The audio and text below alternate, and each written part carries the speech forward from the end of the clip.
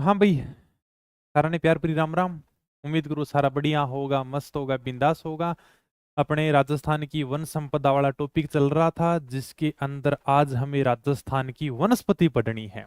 तो फटाफट आ जाओ, फिर मैं क्लास ना शुरू करूंगा। क्योंकि बहुत ही प्यारी सी वनस्पति है। एग्जाम में सिंपल सा क्वेश्चन आता है, फोटो देख देख के याद करोगे ना, तो ये तुम्हारे टॉपिक आराम से क्लियर हो जाएगा। हालांकि ये जो वन संपदा वाला टॉपिक है, मुझे पता है कि तुम्हें हार्ड लगता होगा, लेकिन जिस प्रकार से अपनी ब्रह्मास्त्र तैयार की गई है, जिस प्रकार से मैं तुम्हें फोटो के साथ में एक एक चीज समझाता हूँ, मुझे पूरी उम्मीद है कि तुम्हें इस टॉपिक को पढ़ने में मजा आएगा।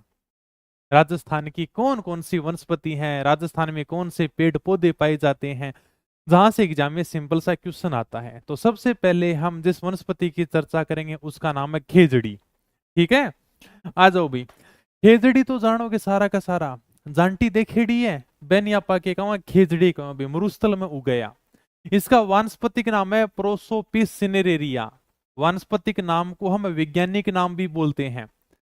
तो खेजड़ी का विज्ञान की भाषा में नाम क्या है? प्रोसोपिस सिनेरेरिया है। कई बार एग्जाम में पूछा गया, आपको थोड़ा सा ध्यान रखना है। रख लोगे ध्यान में? हाँ सर ठीक है, ये तो बात क्या है, हमें सीधी सीधी ध्यान रखनी है कि खेजड़ी का वानस्पतिक नाम क्या है।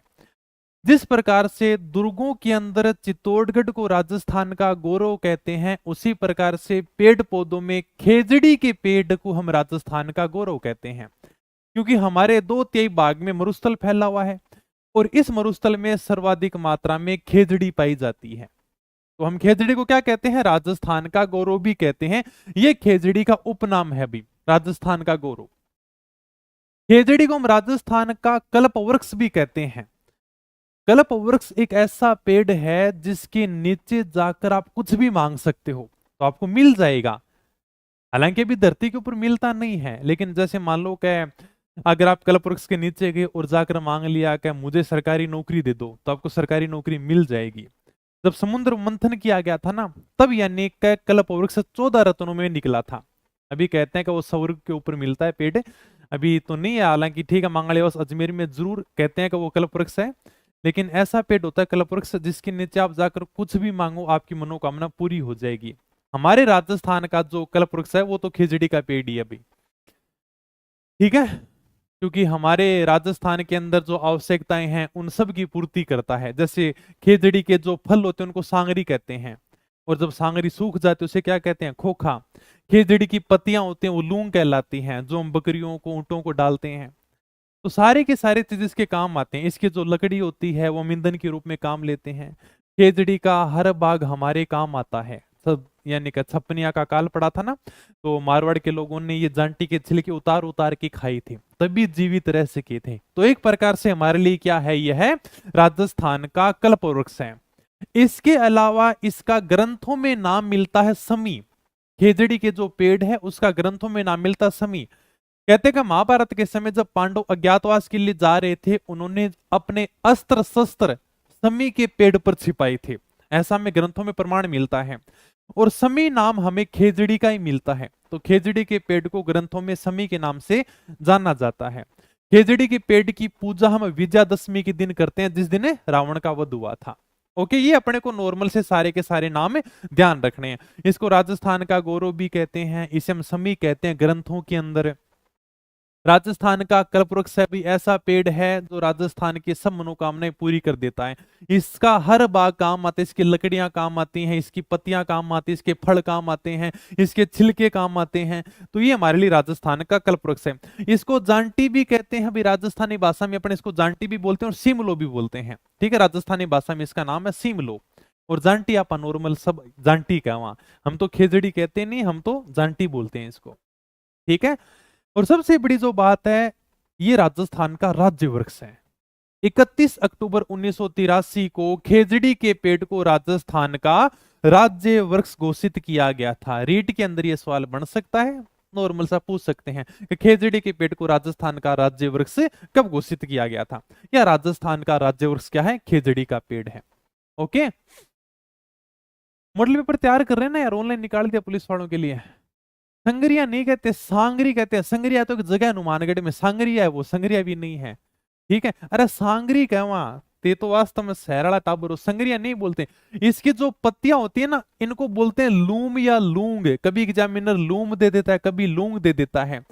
इसके जो फल होते हैं ना, उनको कहते हैं सांगरी। और जब ये सांगरी सूख जाती है ना, उनको कहते हैं खोखा। एक दिखाएड़ा है के इतना पेड़ को ऊपर उतार उतार की सांगरी, ये देख लो। और मैंने ब्रह्मास्त्र में फोटो भी लगा रखी है, क्योंकि शहर वाले बच्चों को बताना पड़ता है कि सांगरी इस प्रकार की होती है। और जब ये सूख जाएंगी ना, इनको क्या कहेंगे, खोखा कहेंगे। क्या हमारे मारवाड़ शेखावाटी में चाहे गर्मी हो या सर्दी, वहां के लोग बाजरे की रोटी और सांगरी की सब्जी बनाते हैं। फिक्स है, गर्मियां के अंदर भी बाजरे की रोटी, सर्दियां के अंदर भी बाजरे की रोटी। गेहूं की रोटी तो घराड़ा जिद बनाता, जिद घर में कोई मेहमान आ जातो, गेहूं की रोटी बनाता, साथ में मीठे के रूप में खांड भी देता। खांड समझोगे जना, पा बुरा भी बोलना, सर को नहीं समझा। अरे चीनी का छोटा छोटा दाना। तो गेहूं की रोटी बनाता और चीनी का छोटा छोटा दाना जन खांड का माना वह भी देता। क्या लेकिन आजकल बाजरे की रोटी और सांगरी की जो सब्जी है ना, वो वीआईपी लोग खाते हैं, जिनके पास में अच्छे पैसे होते हैं। पहले तो क्या होता, मारवाड़ में शेखावटी में देख लो, पहले यानी कि फिक्स हो बाजरे की रोटी सांगरी की सब्जी। लेकिन आजकल ब्याह शादी में सांगरी की सब्जी बनाओ, देखो कितनी बड़ी बात है कि ब्याह शादी में सांगरी की सब्जी बनाते हैं। जयपुर में चौखी ढाणी नाम से रेस्टोरेंट भी है, उसमें लोग सांगरी की सब्जी और बाजरे की रोटी खाने के लिए जाते हैं। बताओ। और आठे गांवों के अंदर तो लोग धा बजावे हैं, फिर भी घर का कहना खानी तो बाजरे की रोटी पड़ेगी क्या, सांगरी की सब्जी खानी पड़ेगी क्या। और वहां पर आजकल ब्याह शादी में चाव से बनाते हैं, और लोग बड़े चाव से खाते हैं, और सांगरी की सब्जी बना रखी है, बाजरे की रोटी है। तो वहां पर लोग जाते हैं चौखी डाणी के अंदर। मेरे को तो कोई फ्री में लेके जाए तो भाई साहब बचपन से लेकर यही खाया है। ओके। हाँ ठीक है।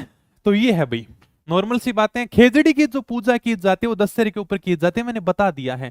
दशहरे के ऊपर पूजा होती है विजयादशमी के दिन, जिस दिन रावण का वध हुआ था। खेजड़ी परमार और तोमर वंश का भी क्या है, आराध्य वृक्ष है। थोड़ा सा ध्यान रखना, कभी पूछ ले तो बड़ी आम बात है। ये खेजड़ी की पेड़ की क्या है, नॉर्मल सी बातें हैं। आगे चलो सर। एक अभियान चलाया गया था 1991 के अंदर खेजड़ी के पेड़ को बचाने के लिए, जिसका नाम था ऑपरेशन खेजड़ा।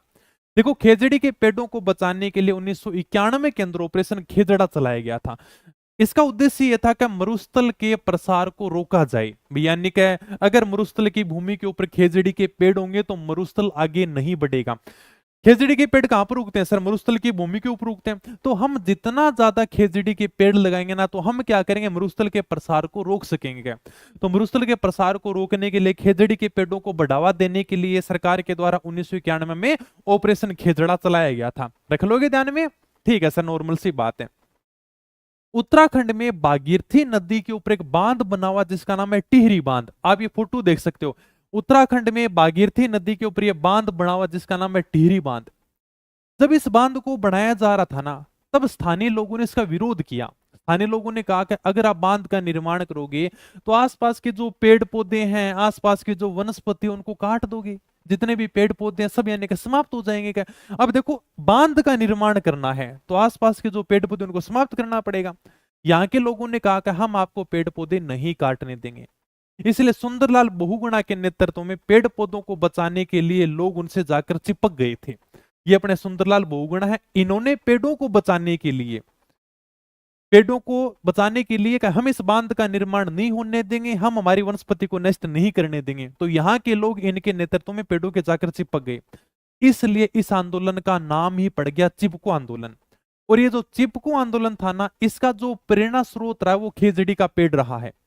क्योंकि हमने मारवाड़ के इतिहास में पढ़ा था कि खेजड़ी के पेड़ों को बचाने के लिए 1730 में अमृता देवी बिश्नोई के नेतृत्व में 363 लोगों ने पेड़ों से चिपककर जान दे दी थी। ये बात हमने पढ़ी थी मारवाड़ के इतिहास में, मारवाड़ के शासक अभय सिंह के काल में। तो मारवाड़ के लोगों ने खेजड़ी के पेड़ों को बचाने के लिए अपने प्राण न्यौछावर कर दिए थे। उसी प्रकार से सुंदरलाल बहुगुणा ने कहा हम भी पेड़ों को बचाने के लिए उनसे जाकर चिपक जाएंगे क्या। तो ये कहा जाता है कि जो सुंदरलाल बहुगुणा के नेतृत्व में 1973 में चिपको आंदोलन चलाया गया था ना, उसका जो प्रेरणा स्रोत रहा था, इन लोगों ने जो प्रेरणा ली थी ना, वो खेजड़ी की पेड़ से ली थी। कि जिस प्रकार से मारवाड़ के लोगों ने अमृता देवी बिश्नोई के नेतृत्व के अंदर और पेड़ों को बचाने के लिए खेजड़ी से जाकर चिपक गए थे, हम भी उसी प्रकार से पेड़ों के जाकर चिपक जाएंगे क्या। तो ये सुंदरलाल बहुगुणा ने टिहरी बांध बना उत्तराखंड में भागीरथी नदी के ऊपर। इसको लेकर 1973 में चिपको आंदोलन चलाया था कि हम इस बांध का निर्माण नहीं होने देंगे, और ये जो आसपास में आपको वनस्पति है, पेड़ पौधे दिखाई दे रहे हैं, हम इनको नष्ट नहीं करने देंगे।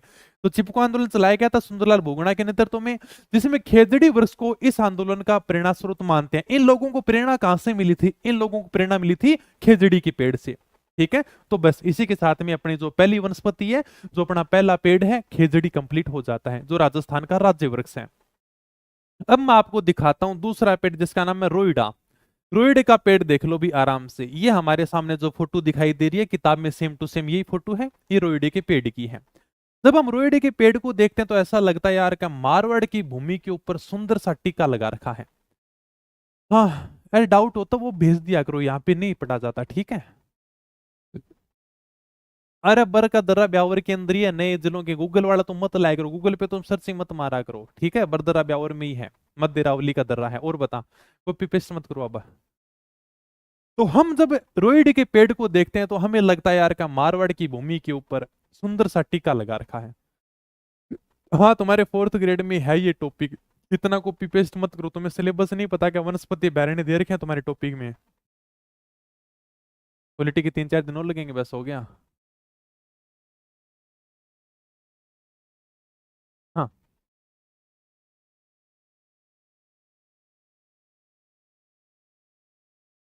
चलो भी आ जाओ। अब मैं देखो कमेंट नहीं देखूंगा, तुम ज्यादा कॉपी पेस्ट करते हो। तो रोइडे के पेड़ को देखो, सबसे पहले ऐसा लगेगा यार, का मारवाड़ की भूमि पर बड़ा सुंदर सा टीका है, इसलिए इसका वानस्पतिक नाम ये टिकोमेला अंडुलेटा। देखो नाम देखो कितना प्यारा है, टिकोमेला अंडुलेटा इसका वानस्पतिक नाम है। क्या मारवाड़ की भूमि के ऊपर एक सुंदर सा टीका लगा रखा है, मतलब टिकोमेला अंडुलेटा। आजकल तो प्रेमी जोड़े आपस में गुलाब के फूल देते हैं जब एक दूसरे से मिलते हैं। जब दादाजी के समय की बात करें ना, तो जब प्रेमी जोड़े आपस में मिलते थे ना, तो एक दूसरे को रोइडे का फूल देते थे। बकरियां चराते रहते थे, और बकरियां चराते चराते क्या हो जाता, प्रेम हो जाता, और प्रेम में क्या देते, रोइडे का फूल देते थे। तो देख लो आप रोइडे का फूल, ये रोइडे के फूल में बारिश की बूंदें गिरती हैं और इसके अंदर पानी भर जाता है, फिर उस पानी को कभी पी के देखना, बड़ा स्वादिष्ट लगेगा। कभी ये कोशिश की है क्या तुमने? अरे तुम कहाँ, तुम सारे के सारे पैसे वाले लोग हो गए अब। तुमने ये कहाँ देखा होगा कि रोइडे के पेड़ में ये फूल के अंदर पानी भरता है, फिर उस पानी को पी के देखना, है ना। ठीक है भाई, तो इसे मरुस्थल का सांगवान कहते हैं। मरु टीका कह रहे हैं, मरुस्थल का टीका है ये। इसे क्या कहते हैं? मरुस्थल का सांगवान कहते हैं। सांगवान के पेड़ दक्षिणी राजस्थान में मिलते हैं, सर्वाधिक बांसवाड़ा में मिलते हैं। लेकिन हमारे मारवाड़ की भूमि पर सांगवान का पेड़ क्या है? रोइडे का ही पेड़ है। हमारे लिए तो अगर कोई सांगवान का पेड़ है ना, वो हमारे लिए तो रोइडे का पेड़ ही है अभी, इसलिए हम इसे कहते हैं मरुस्थल का सांगवान। हाँ, पिया है क्या कभी पानी? चलो आ जाओ। ठीक है, 31 अक्टूबर 1983 को राजस्थान का राज्य पुष्प घोषित किया गया था। जो अपने रोहिड़े का फूल है, इसको राजस्थान का राज्य पुष्प घोषित किया गया था। जिस दिन खेजड़ी को राजस्थान का राज्य वृक्ष घोषित किया गया था, उसी दिन रोहिड़े के फूल को भी राजस्थान का राज्य पुष्प घोषित किया गया था। ध्यान रखना, वही डेट है 31 अक्टूबर 1983। ठीक है, इसकी लकड़ी से फर्नीचर बनता है भाई साहब। रोहिड़ा का जो पेड़ है ना, वो महंगा बहुत है, इसे फर्नीचर बनाया जाता है। अगर हमारे शेखावाटी की तरफ बात करें तो जो भी घर के गेट बनाए जाते हैं, जो भी बेड सोफे बनाए जाते हैं ना, सब रोहिड़े की लकड़ी से बनते हैं। लेकिन एक समस्या भी है कि रोहिड़े की जो लकड़ी होती है ना, उसके जल्दी डिमक लग जाती है, जो इसको धीरे धीरे समाप्त कर देती है। इसलिए बारिश के समय इस फर्नीचर का हमें ध्यान भी रखना होता है। ठीक है, तो ये जो अपने होते हैं ना घर के ऊपर फर्नीचर, जैसे गेट लगाने के लिए, ठीक है, बेड हो गया, सोफा हो गया, उसके अंदर रोहिड़े की लकड़ी का उपयोग किया जाता है, क्योंकि महंगा होता है रोहिड़ा। ये नहीं करे सर रोइडे की लकड़ी हम जला दें, नहीं भाई। ठीक है, तो फर्नीचर के अंदर इसकी लकड़ी है वो काम में ली जाती है। जैसे खेजड़ी क्या है ना, खेजड़ी तो क्या है कि अपन उसका उपयोग जलाने के लिए कर लेते हैं, चूल्हे में लकड़ी जला ली, अपने खाना वाना बना लिया। लेकिन रोइडा थोड़ा सा महंगा होता है। चलो सर आगे, बस हो गया कंप्लीट, और क्या इतनी बातें हैं। अगला जो वन उसका नाम है सालिया सालर वन। इसको क्या कहते हैं? बोसवालिया सेरा ताबी कहते हैं, बोसवालिया सेराता। सालवन भी बोल देते हैं इसको, सालरवन भी बोल देते हैं। कहां पर मिलेगा सर? अरावली की ढालों में, जहां पर 450 मीटर से अधिक ऊंचाई होगी ना, वहां पर ये वन पाए जाते हैं। फोटो देख लो, इस प्रकार से होता है साल या सालर वन। उपयोग क्या है? जो पैकिंग सामग्री के डिब्बे होते हैं ना, ये इस प्रकार से जो अपने सामान की पैकिंग करते हैं ना, जैसे मान लो आप कोई ऑनलाइन सामान मंगाते हो, तो इस प्रकार से जो डब्बे आते हैं, पैकिंग सामग्री के डब्बे, उनके अंदर ये सालर वन का प्रयोग किया जाता है। ये जो अपने माचिस की डब्बी बनती है ना, ठीक है, इसके अंदर भी सालर वन का प्रयोग किया जाता। तो ये भी थोड़ा सा ध्यान रखना, कर्मचारी चयन बोर्ड ने पूछ लिया था सालर वन का उपयोग क्या है। सालर वन मतलब भी पैकिंग सामग्री के डिब्बे बना सकते हैं, माचिस बना सकते हैं। इसके अलावा सालर वन से गोंद भी प्राप्त होता है, गोंद का भी ये अच्छा स्रोत माना जाता है। ठीक है, गोंद कैसे प्राप्त करेंगे, जैसे मान लो कि ये सालर पेड़ है, अब इसकी जब छाल को उतारा जाएगा ना, जब इसकी छाल को उतारेंगे तो इससे गोंद निकलना शुरू हो जाएगा, और इसके नीचे एक बर्तन लगा दिया जाता है, और उस बर्तन में आकर सारा का सारा गोंद इकट्ठा हो जाता है, बस। ठीक है, गोंद जन आपा कहा, तो ये वन क्या है, गोंद का अच्छा स्रोत है। कुछ नहीं करना, आपके सामने पेड़ दिखाई दे रहा है, इस पेड़ की छाल को यहां से उतार लो। जैसे ही आप छाल को उतारोगे तो इस प्रकार से गोंद निकलना शुरू हो जाएगा। गोंद को इकट्ठा कैसे करोगे, सर एक नीचे बर्तन लगा दो भाई, और इस बर्तन में सारा का सारा गोंद आकर इकट्ठा हो जाएगा। तो ये वन गोंद के भी अच्छे स्रोत हैं। इनमें सालर वृक्ष ज्यादा पाए जाते हैं, इसलिए हम इनको क्या कहते हैं, सालर वन कहते हैं। इसके अलावा जैसे धोक के वन भी पाए जाते हैं, धावड़ भी है, कठीरा भी है, लेकिन सर्वाधिक वन सालर के पाए जाते हैं। सालर वन उदयपुर में सबसे ज्यादा मिलते हैं, इसके बाद में राजसमंद, चित्तौड़गढ़, सिरोही, अलवर, अजमेर में पाए जाते हैं, लेकिन सर्वाधिक उदयपुर में मिलते हैं। रख लोगे ध्यान में, ओके सर रख लेंगे, नॉर्मल सी बातें हैं। अगला जो अपना वृक्ष है उसका नाम है ढाक वन या पलाश वन। इसका वानस्पतिक नाम है ब्यूटिया मोनोस्पर्मा। वास्तव में ये जो पेड़ है ना बहुत ब्यूटीफुल है, नाम से पता चल रहा है। ढाक वन या पलाश वन कैसा वन है सर, ब्यूटीफुल है, बहुत ही सुंदर है। देखो आप दूर से देखोगे तो ऐसा लगेगा यार का जंगल के अंदर आग लगी हुई है क्या, क्योंकि लाल रंग के फूल होते हैं, और जब हम इसे दूर से देखते हैं तो लगता है कि यार क्या जंगल के अंदर क्या लगी, आग लग गई, मतलब जंगल की ज्वाला, इसे हम कहते हैं फ्लेम ऑफ द फॉरेस्ट।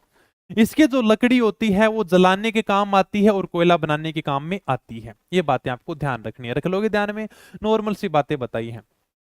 वनस्पति का नाम है ब्यूटिया मोनोस्पर्मा, क्योंकि वास्तव में ये बहुत ज्यादा ब्यूटीफुल होता है, तो इसका वनस्पति का नाम है ब्यूटिया मोनोस्पर्मा।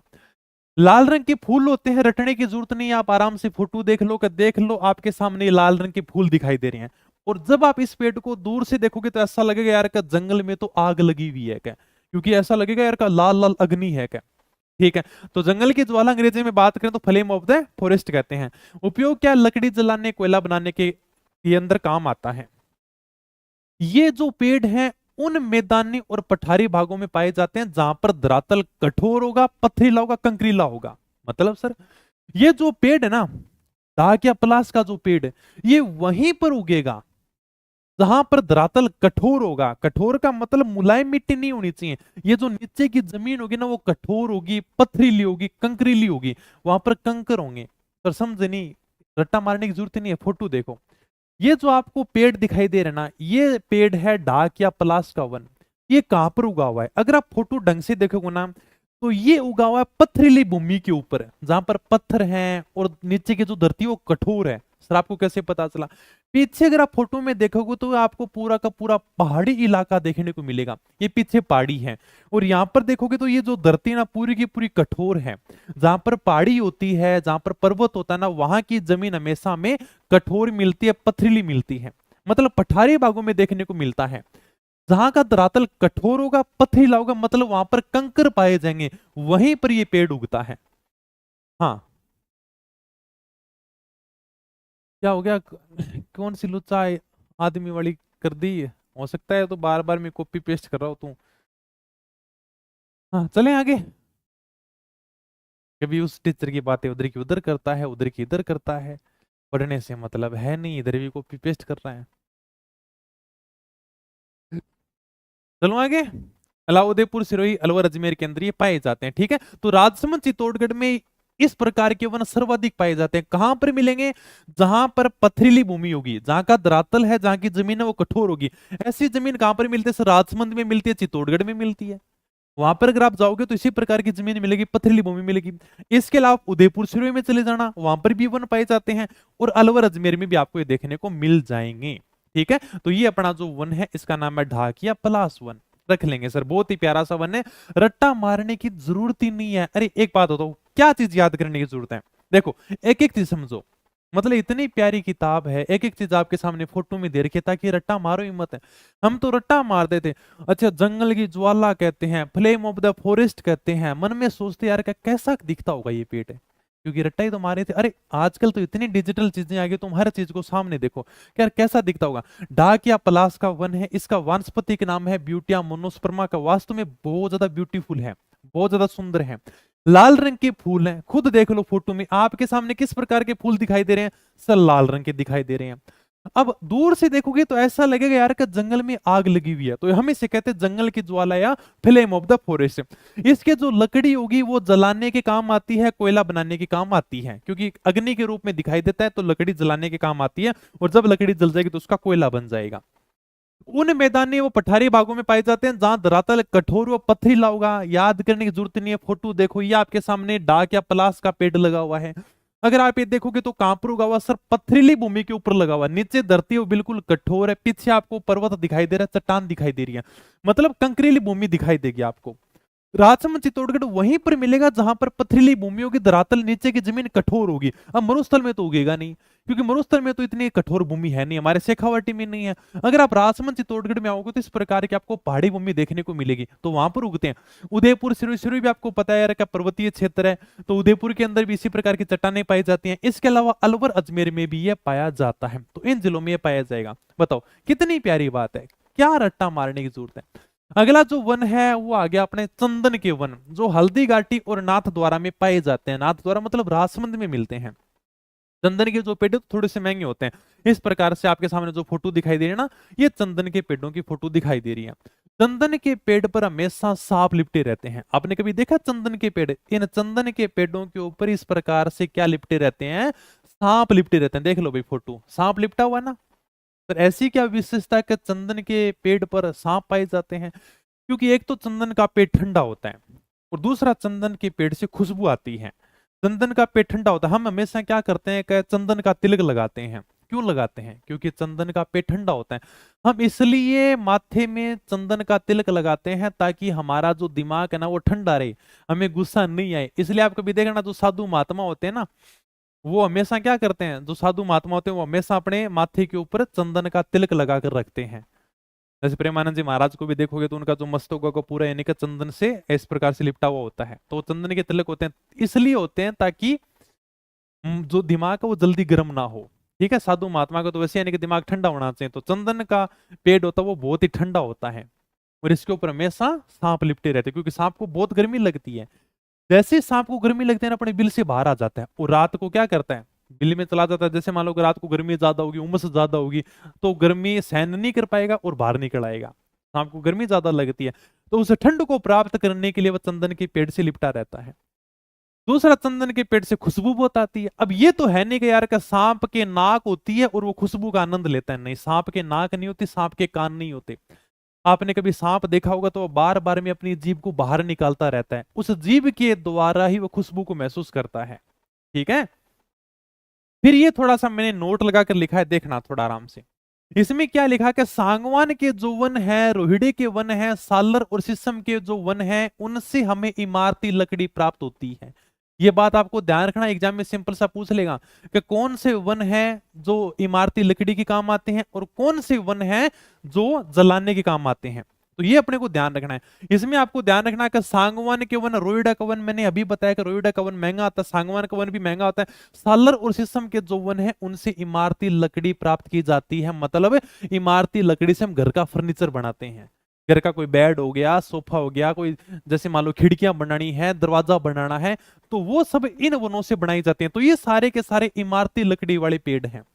इसके अलावा जो धोकड़ा के पेड़ हैं, खेर, बबूल, ठीक है, बबूल एक प्रकार से किंकरी है, तो मतलब चारकोल लकड़ी का कोयला होता है। ठीक है, तो बबूल के पेड़ को जब यानी कि काटते हैं तो यानी कि चारकोल, यानी कि जब जलाते हैं तो एक प्रकार से लकड़ी का कोयला बनता है। उस लकड़ी के कोयले को क्या कहते हैं, चारकोल कहते हैं। खेजड़ी है, इनसे हम क्या प्राप्त करते हैं, ईंधन, मतलब जलाने वाली लकड़ी प्राप्त करते हैं। ये जो ऊपर वाले पेड़ हैं इनको हम जलाते नहीं है, इनसे हम इमारती लकड़ी बनाते हैं, मतलब हम फर्नीचर के अंदर इनको काम में लेते हैं। और जो आपको नीचे वाले पेड़ दिखाई दे रहे हैं ये हम जलाने के अंदर काम में लेते हैं। इनसे क्या करते हैं, जलाने वाली लकड़ी काम में लेते हैं, मतलब ईंधन के रूप में जलाने वाली लकड़ी प्राप्त होती है। कौन कौन से हैं, दोकड़े का पेड़ हो गया, खैर हो गया, बबूल यानी कि चारकोल भी कहते हैं। ठीक है, जब यानी कि लकड़ी का कोयला प्राप्त हो जाता है उसे चारकोल कहते हैं।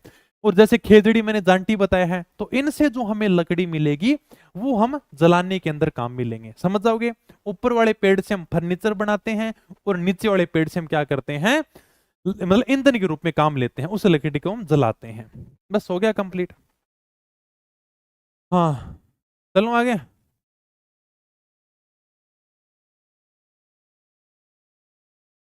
चलो वे,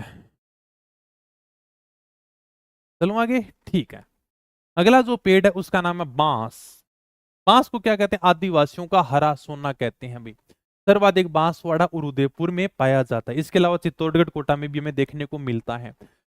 बांस जो पेड़ है ना, वो विश्व के अंदर कहते हैं कि सबसे ज्यादा तेजी से बढ़ने वाली घास है, बहुत तेजी से ग्रो करती है। बांस के पेड़ होते हैं ना, ये देख लो, पुलिस वाले हमेशा जो हाथ में डंडा रखते हैं ना, वो बांस का डंडा होता है। देख लो, इस प्रकार से होते हैं बांस के पेड़, बहुत यानी कि बहुत तेजी से ऊपर बढ़ता है ये, ठीक है। और इन्हें बांस की लकड़ी आपने देखी होगी, बांस की सीढ़ी भी बनाई जाती है, बांस के डंडे भी होते हैं। तो यही है बांस, जैन आप अंग्रेजी में बम्बू भी बोलना है, ठीक है, तो ये बांस ही है। तो आदिवासियों का हरा सोना कहते हैं, सर्वाधिक बांसवाड़ा, उदयपुर, चित्तौड़गढ़, कोटा जिलों के अंदर ये पाया जाता है। ये एक प्रकार से घास है तो विश्व में सबसे ज्यादा तेज बढ़ने वाली घास है, मतलब ये ग्रो बहुत जल्दी करती है, जल्दी जल्दी आगे बढ़ती है। हाँ, क्या हो गया? फोरम? अरे फोरम नहीं बनना, अरे फोरम में ये है कि तुम्हारी समस्या का समाधान हो जाएगा। अगर फोरम में क्या है, नॉर्मल सी डिटेल भरनी, आपको लिंक दे दिया जाएगा।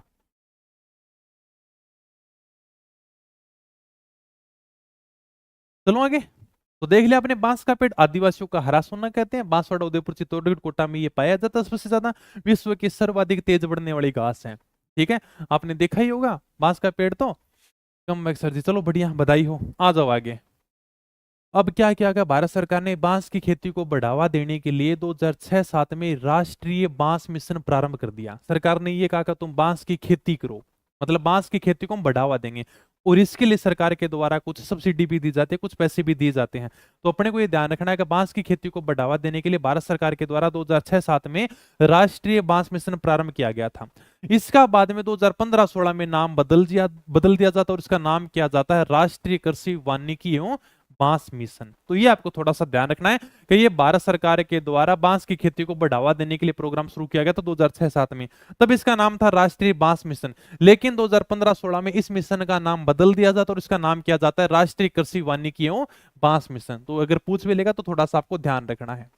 चलो सर, अगली जो वनस्पति है उसका नाम है गोंद। गोंद तो देखे होगो आपने, जो गोंद के लड्डू खाए ना, ये वही गोंद है, ठीक है। जन आप गोंद भी कह दिया, गूंद भी कह दिया, कह रहे गोंद के लड्डू के, है ना। एक मिनट, फोन को साइलेंट कर देता हूं मैं। ओके, तो गोंद का लड्डू तो खाया होगा। ये वही गेंदा जो हमें कहां से मिलता है, पेड़ों से मिलता है।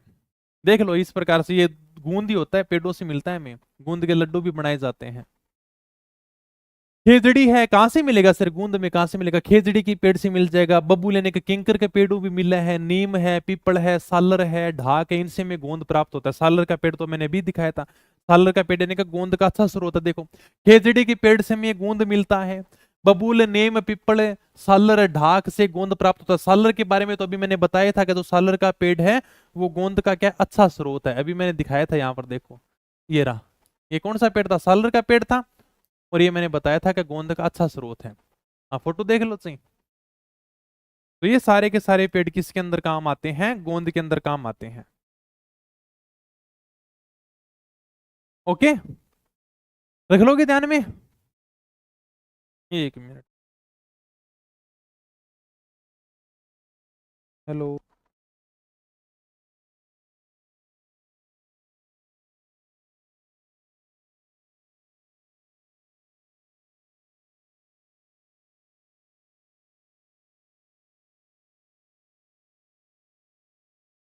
एक मिनट, फोन आ गया था, हाँ। चलो आगे। तो ये सारे के सारे जो पेड़ हैं वो गोंद खाता स्रोत है, जिनसे हमें गोंद मिलता है। बस इतना सा आपको ध्यान रखना है। और चौहटन बाड़मेर के अंदर है, ये गोंद उत्पादन के लिए प्रसिद्ध है भाई, ठीक है। सिंपल सा पूछ लेगा, गोंद उत्पादन के लिए कौन सा स्थान प्रसिद्ध है, चौहटन कहां पर है, ये बाड़मेर के अंदर। ये जो स्थान है वो गोंद के उत्पादन के लिए फेमस है भाई। अगले जो अपने एक प्रकार से झाड़ी है, वनस्पति, उसका नाम है आंवड़। आपने सुना होगा, आंवड़ एक झाड़ी होती है, मारवाड़ में पाई जाती है। हमने मारवाड़ के इतिहास में पढ़ा भी था कि मारवाड़ के राव जोधा और मेवाड़ के महाराणा कुंभा के मध्य आवड़ बावड़ की संधि होती है। जहां पर आवड़ की झाड़ियां शुरू हो जाएंगी वो मारवाड़ की सीमा होगी। ये वही है, बबूल की झाड़ियां, आवड़ की झाड़ियां। तो देख लो, ये आपके सामने किताब में फोटो भी दे रखी है। तो ये जो झाड़ी है ना, वही है भाई आवड़ की झाड़ी। इसका उपयोग यानी चमड़े को साफ करने के लिए किया जाता है। ठीक है, एक झाड़ी है जो कहां पर पाई जाती है, जोधपुर पाली के जिलों में पाई जाती है। इसका उपयोग चमड़े को साफ करने के लिए किया जाता है। ये अपनी आवड़ की झाड़ी है। चलो सर आगे। अगला जो है उसका नाम है तेंदू। तेंदू का स्थानीय नाम है टिमरू, मतलब स्थानीय भाषा में इसको टिमरू कहा जाता है। और तेंदू के पत्तों से बीड़ी बनाई जाती है। तुम कोशिश मत करना कि सर हम भी बीड़ी बना लेगा, नहीं। राजस्थान सरकार के द्वारा राष्ट्रीयकरण कर दिया गया है, मतलब इसके ऊपर केवल राजस्थान सरकार ही बीड़ी बना सकती है। कहीं तुम लग जाओगे तेंदू का पत्ता तोड़ के बीड़ी बना के बेचना शुरू कर दोगे, ऐसा मत करना। ठीक है, तो तेंदू का जो पेड़ है उसका स्थानीय नाम है, स्थानीय भाषा में इसे टिमरू के नाम से जाना जाता है। इसके पत्तों से बीड़ी बनाई जाती है। बीड़ी तो आपने पी होगी ना सर, मैं तो कौन पी, बचपन में तो पी होगी, यानी कि छोटा छोटा डंडल पड़ा रहता, उड़ने निचास की पी लेता हो गए थे हैं। तो वही है बीड़ी। ठीक है, ये देखो इस प्रकार से तेंदू के पत्ते होते हैं। आपके सामने जो पेड़ दिखाई दे रहा है ना, ये तेंदू का पेड़ है। क्या करेंगे, तेंदू के पेड़ से पत्ते तोड़ते हैं, इनके इस प्रकार से बंडल बनाए जाते हैं। हालांकि जो बंडल बनते हैं ना, की गठरियां बनती है, तो बहुत सस्ती आ जाएंगी, ज्यादा नहीं, 4 से 5 रुपए में ये आपको इस प्रकार से ये छोटी छोटी ये आपको बंडल देखने को मिल जाएंगे। फिर इन बंडल को बाद में सुखाया जाता है, इनके अंदर बाद में तंबाकू डाला जाता है, इनके गोल गोल बंडल बनाए जाते हैं, उनके ऊपर तागा लपेटा जाता है और फिर मार्केट में पैकिंग करके भेजा जाता है। ये थोड़ा सा लंबा प्रोसेस होता है। नहीं पी सर, ठीक है, बढ़िया, नहीं पी तो ओके। तो तेंदू के पेड़ झालावाड़, बारा, चित्तौड़, बांसवाड़ा, डूंगरपुर, उदयपुर में पाए जाते हैं। ये आपको ध्यान रखना, सिंपल सा क्वेश्चन पूछ लेगा कि भाई क्या तेंदू के वृक्ष अवसरवादी कहां पर पाए जाते हैं। झालावाड़, बारा, चित्तौड़, बांसवाड़ा, डूंगरपुर, उदयपुर में पाए जाते हैं। रख लोगे ध्यान में, रख लेंगे सर। तो तेंदू का स्थानीय नाम टिमरू है। स्थानीय भाषा में जो स्थानीय लोग हैं वो इसको टिमरू के नाम से जानते हैं। ठीक है, जैसे गांव में नहीं होता कि भाई कितना ही बड़ा आदमी हो लेकिन गांव में उसको अलग नाम से जानते हैं। जैसे होगा भी का तू तेरे जगह बहुत बड़ा आदमी होगा लेकिन गांव में तो तुझे कालिया बोलते हैं, धोलिया बोलते हैं। उसी प्रकार से हो सकता है तेंदू का कुछ भी नाम हो लेकिन गांव में तो उसे टिमरू टिमरू बोलते हैं कि यार ये तो हमारा टिमरू है क्या। तो स्थानीय नाम इसका टिमरू है, पत्तों से बीड़ी बनाने का काम लेते हैं। मयूर बीड़ी का कारखाना, जो सरकारी कारखाना कहां पर है, टोंक में है भाई। मयूर बीड़ी आती है, बड़ी फेमस बीड़ी आती है। सरकारी कारखाना मतलब सरकार का कारखाना है, और ये सरकारी कारखाना कहां पर है, टोंक में है। ये देखो मयूर स्पेशलिस्ट बीड़ियां, मयूर की बीड़ियां आती है ना, वो यानी कि फेमस है। और ये सरकारी कारखाना कहां पर लगा हुआ है, टोंक में लगा हुआ है। ओके सर, और ये मैंने आपको बता ही दिया कि तेंदू के पत्ते का राष्ट्रीयकरण राजस्थान राज्य में 1974 में कर दिया गया था, जिसके तहत तेंदू पत्ते का व्यापार केवल राज्य सरकार ही कर सकती है। राष्ट्रीयकरण का मतलब है कि अब ये तेंदू के पत्ते के ऊपर राजस्थान सरकार का अधिकार है, और यह प्रक्रिया सरकार के द्वारा 1974 में शुरू की गई थी। ये नहीं कि तुम तेंदू का पत्ता तोड़ो और बीड़ी बना के बेचना शुरू कर दो, नहीं। ठीक है, इसके तहत अब तेंदू के पत्ते का व्यापार है वो केवल राजस्थान सरकार ही कर सकती है। बस इतनी सी बात है। अगला जो अपनी वनस्पति उसका नाम है खैर, जिसे अकेसिया कटेचू भी बोलते हैं। ये देख लो आपके सामने जो फोटो दिखाई दे रहे हैं ना, ये खैर के पेड़ की फोटो है। जो कथोड़ी जाति के लोग होते हैं वो क्या करते हैं, तने की छाल को उबाल कर हांडी प्रणाली के द्वारा कत्था तैयार करते हैं। आपके सामने ये कत्थे का पेड़ दिखाई दे रहा होगा। आपने यार सुना होगा कत्थे का पेड़, ऐसा हो ही नहीं सकता, जिसे अपन खैर बोलते हैं। मीठा पान खाया है कभी, तो खाया होगा मीठा पान है, उसके ऊपर इस प्रकार से कत्था लगाते हैं, बस वही है ये। और वो जो कत्था होता है ना, वो इस खैर के पेड़ की छाल से प्राप्त किया जाता है। सर कैसे प्राप्त करते हैं, इस खैर के पेड़ की छाल को उतारा जाता है, उस छाल को हांडी में भरा जाता है। ठीक है, हांडी में भरा जाता है, इसमें पानी डालकर इसको गर्म किया जाता है। गर्म करने के बाद इसको दूसरे बर्तन में निकाल दिया जाता है। 24 घंटे तक इसको ठंडा होने के लिए रख देते हैं, फिर पानी डालते हैं और पानी के लिए कत्था बनाते हैं। तो ये थोड़ी सी लंबी प्रक्रिया होती है। अपने को केवल इतना ही ध्यान रखना है कि जो खैर होता है उसके अंदर कथोड़ी जाति के लोग तने की छाल से क्या करते हैं, हांडी प्रणाली के द्वारा कत्था तैयार करते हैं, और यह कत्था मीठे पान में काम आता है।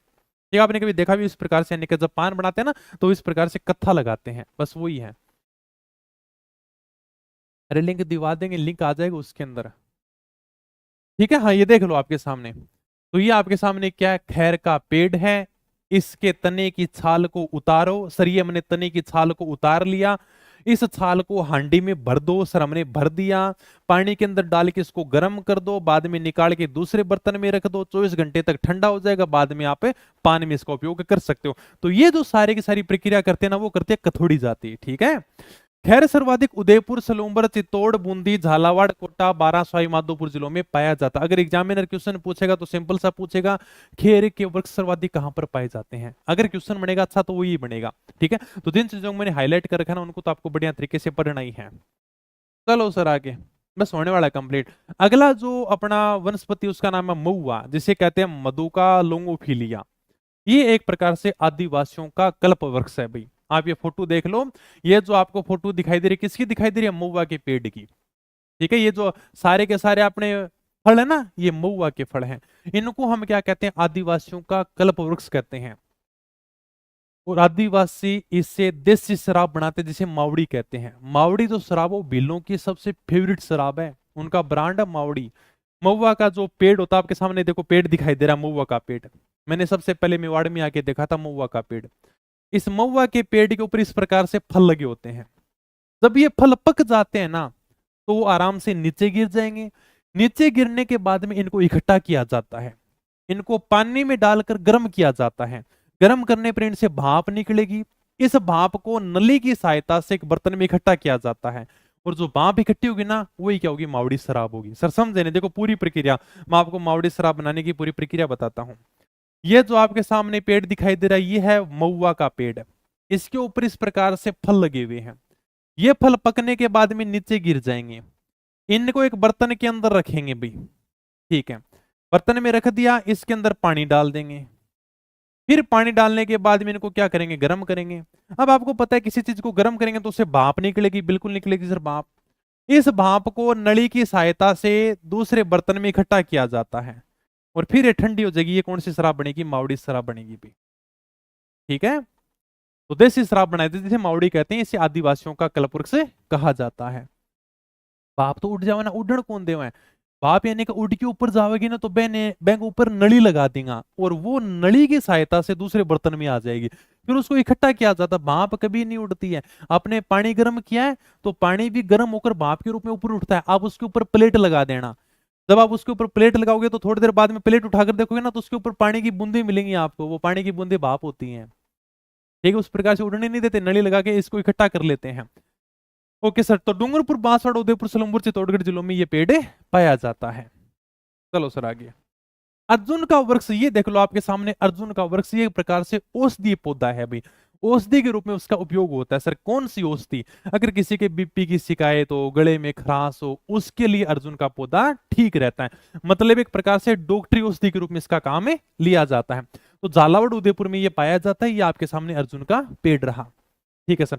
अगला जो पेड़, उसका नाम है अश्वगंधा। ये आपके सामने अश्वगंधा का पेड़ है। अश्वगंधा भी एक प्रकार से औषधीय पौधा है। अगर किसी का दिमाग कम चलता है, किसी के बाल झड़ते हैं, शरीर में जल्दी थकान आ जाती है, तो उसे अश्वगंधा का प्रयोग करना चाहिए। वाह सर, आप तो डॉक्टरी वाला गुण भी रखो।